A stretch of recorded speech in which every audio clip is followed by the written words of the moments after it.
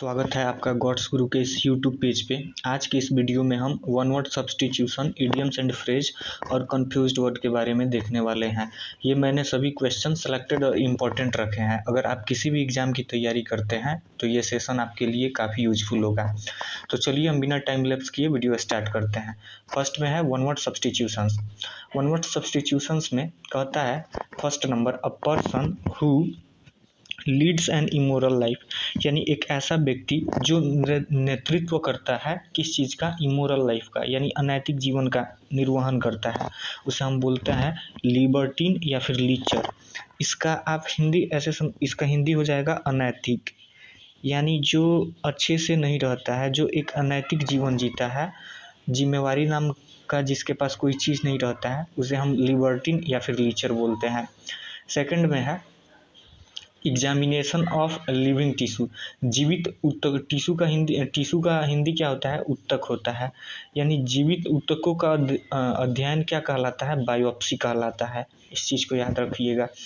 Third में है a lover of learning, यानी कुछ भी सीखने का जो प्रेमी हो, कोई भी चीज़ सीखने का प्रेमी हो, उसे हम बोलते हैं फिलोमैथ, यानी इसका हिंदी हो जाएगा विद्यानुरागी। विद्यानुरागी यानी कोई भी चीज़ सीखने की उसमें ललक होती है।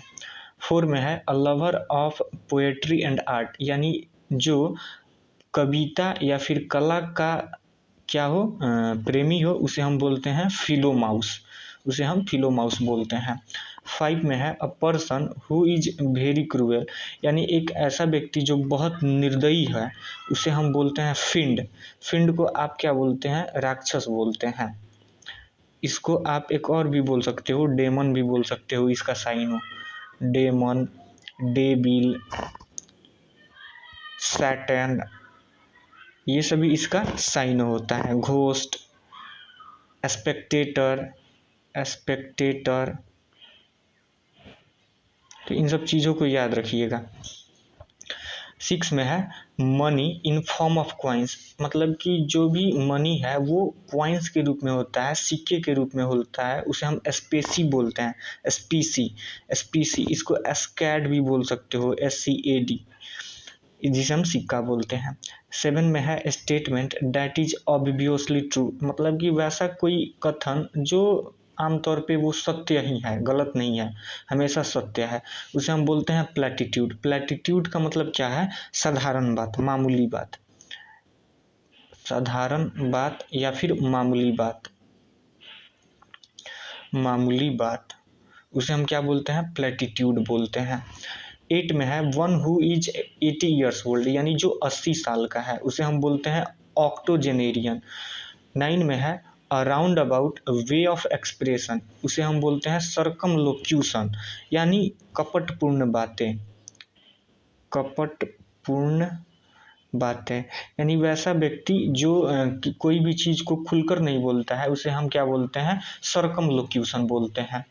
10 में है one who retires from society and lives alone, यानी जो अपने सोसाइटी से रिटायर होके, मतलब कि हट के अकेले रहना चाहता है, तो उसे हम क्या बोलते हैं, रिक्लस। रिक्लस का हिंदी होता है बैरागी, यानी जिसे हम साधु संत भी बोलते हैं। आप इसका साइनो देख लीजिएगा, मॉन्क भी हो सकता है इसका, स्टोइक भी बोल सकते हो, STOIC, सैवलिंग भी बोल सकते हैं आप, SHAVELING, ओके, फ्रायर, ये सभी क्या है, इसके साइन हो गए। उसके बाद इडियम्स एंड फ्रेज है, ये भी काफ़ी अच्छा, इनका भी एग्जाम में रोल रहता है। तो इडियम्स एंड फ्रेजेज का फर्स्ट है by didn't of. By didn't of का मतलब होता है के सहारे, यानी किसी के सहारे से, तो इसका मतलब हो गया बाई मीन्स ऑफ या फिर बाई फोर्स ऑफ। सेकंड में है इन अ टाइट कॉर्नर, इसका मतलब होता है इन डिफ़िकल्ट सिचुएशन, यानी कोई भी अगर डिफ़िकल्ट सिचुएशन में कोई बंदा है तो उसका इडियम्स एंड फ्रेज होगा इन अ टाइट कॉर्नर। थर्ड में है order of the day. Order of the day का मतलब होता है इन फैशन। इन फैशन को आप बोल सकते हो प्रचलन में, यानी मार्केट में अगर किसी चीज़ की ज़्यादा डिमांड होती है, प्रचलन में होता है, तो उसका इडियम्स होता है ऑर्डर ऑफ द डे, जिसका हिंदी होता है इन फैशन, यानी प्रचलन में। 4 में है राइटिंग ऑन द वॉल, यानी दीवार पे कुछ लिखना, उसका मतलब होता है वार्निंग, चेतावनी देना या फिर सिग्नल देना, उसे हम बोलते हैं राइटिंग ऑन द वॉल। 5 में है थ्रू अ स्पैनर, थ्रो का मतलब क्या होता है फेंकना, थ्रो अ स्पैनर का मतलब होता है किसी भी कार्य में बाधा डालना, किसी भी कार्य में बाधा डालना, किसी भी कार्य में बाधा डालना, उसी को हम बोलते हैं थ्रू अ स्पैनर, जिसका मतलब होता है टू बी डिफीटेड, यानी हार होना, हार हो जाना। अ डीले और problem with something that is somebody is planning, यानी अगर कोई व्यक्ति प्लानिंग किया है कि किसी भी काम में, किसी भी चीज़ में डिले करना है या फिर प्रॉब्लम क्रिएट करना है, तो उसे हम बोलते हैं थ्रू अ स्पैनर। 6 नंबर है आउट एंड आउट, यानी आउट एंड आउट का मतलब होता है कंप्लीटली, पूरा, उसे हम बोलते हैं आउट एंड आउट। 7 में है ओवर एंड ओवर, यानी बहुत ज़्यादा, अत्यधिक हो गया, मोर एवर या फिर बिसाइड्स, के अलावा, इसका मतलब होता है के अलावा, उसे हम बोलते हैं ओवर एंड ओवर। 8 में है अ बैड एग, यानी अ वर्थलेस, जिसकी कोई भी कीमत नहीं है, कीमत नहीं है, उसे हम क्या बोलते हैं अ बैड एग। उसके बाद है 9 नंबर है odds and ends. Odds and ends का मतलब होता है स्कैटर्ड थिंग्स, यानी कोई भी चीज़ अगर बिखरा हुआ है तो उसे हम बोलते हैं ऑड्स एंड इंड्स। ओके। 10 नंबर है down and out. Down and out का मतलब होता है पुअर एंड र्यून्ड, यानी जो गरीब है, जो पूरी तरह से बर्बाद हो चुका है, उसे हम बोलते हैं डाउन एंड आउट। ओके। उसके बाद हम देखते हैं कन्फ्यूज्ड वर्ड। कन्फ्यूज्ड वर्ड भी काफ़ी अच्छा एग्जाम में इसका रोल रहता है, तो हम देखते हैं। सबसे पहले कन्फ्यूज्ड वर्ड में आप ये समझिए कि सबका प्रोनाउंसिएशन सेम होता है, लेकिन इसका जो वर्ड का फॉर्मेशन होता है, वर्ड मीनिंग इसका अलग होगा, वर्ड का फॉर्मेशन भी क्या होता है, अलग होता है।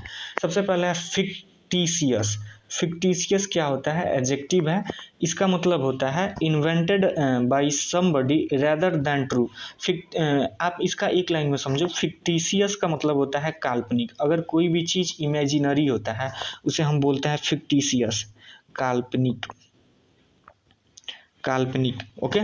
उसके बाद है फैक्टिशियस, ये भी एडजेक्टिव है, इसका मतलब होता है नकली, यानी जो नॉट जेन्युइन, जो ओरिजिनल नहीं है, उसे हम क्या बोलते हैं, नकली, फैक्टिशियस। एक है फिक्शनल, जिसका मतलब होता है, ये भी एडजेक्टिव है, नॉट रियल और true, existing only in stories, यानी जो कहानी में ही एग्जिस्टिंग ऐसा करता है, उसे हम क्या बोलते हैं, फैक्टिशियस, यानी इसे भी आप काल्पनिक बोल सकते हो, यानी फिक्शनल आप बोल सकते हो, जो सिर्फ स्टोरी में ही रहता है। सेकंड में है ऑनरेबल। ऑनरेबल क्या है, एडजेक्टिव है।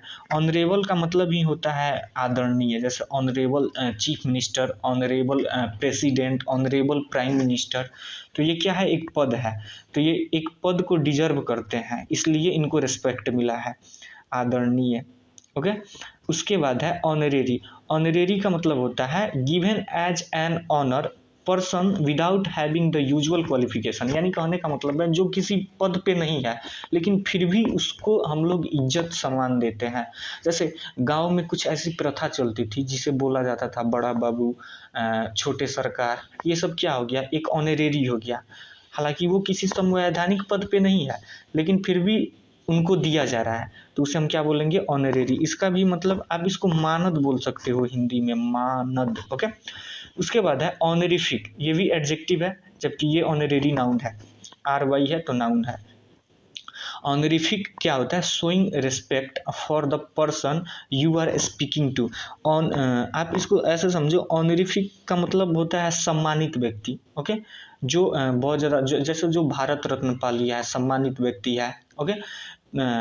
या फिर पद्म विभूषण, पद्म भूषण, पद्मश्री, ये सब कोई भी चीज़ अगर पाया है तो वो क्या है, सम्मानित व्यक्ति है। ओके। राष्ट्रपति हमारे लिए सम्मानित है, हमारे देश के वैज्ञानिक हमारे लिए सम्मानित है, तो वो क्या हो गए, ऑनरिफिक हो गए। थर्ड में है इल। इल का मतलब क्या होता है, बीमार, और सिक, इसका भी मतलब बीमार होता है, दोनों का मतलब बीमार होता है, लेकिन इसमें अंतर आप समझिए क्या होता है। जो फर्स्ट वन है इल, इसका मतलब होता है कि सफरिंग फ्रॉम एन इलनेस और डिजीज, यानी अगर कोई चीज़ किसी चीज़ से प्रभावित है, जैसे अगर कोई बंदा बीमारी से पीड़ित है, ओके, तो फीलिंग वेल अच्छा नहीं है, उसे हम क्या बोलते हैं, इल। जबकि अगर वो फिजिकली और मेंटली, यानी फिजिकली और मेंटली दोनों रूप से वो बीमार है, तो उसे हम सिक बोलते हैं। तो उम्मीद करता हूँ कि आपको ये सेशन काफ़ी अच्छा लगा होगा। अगर अच्छा लगा होगा तो आप अपने दोस्तों में शेयर कीजिएगा। अगर चैनल पे नए हैं तो आप चैनल को सब्सक्राइब कर लीजिएगा और वीडियो को लाइक भी कीजिएगा। मैंने ये सभी क्वेश्चन प्रीवियस ईयर के डिफरेंट एग्जाम में पूछे गए पूरे क्वेश्चंस को मैंने एक जगह लेके और आपके सामने प्रस्तुत किया है। तो उम्मीद करता हूँ कि ये वीडियो आपको बहुत अच्छा लगा होगा। मिलते हैं तब तक किसी नेक्स्ट वीडियो में, तब तक के लिए थैंक्स।